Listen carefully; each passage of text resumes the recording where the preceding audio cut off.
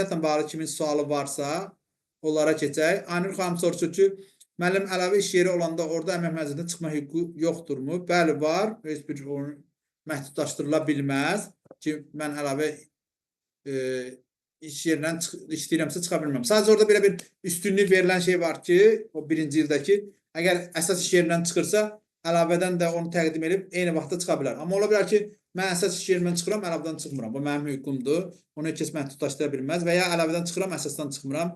Yenə də öz hüququmdur. Amma 6 ay yarandan sonra hüquq yaranması bəli var. Yer gəlmişkən Gürcüstan Əmək Məcəlləsində bu 6 ay deyil, 11 aydır.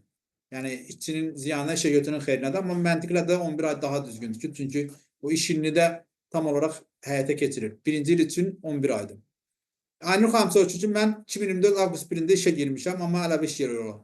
Bu il avqustunda tamam oldu. Amma məziyyətlə bağlı heç bir səs sonra çıxmadı. Xitamda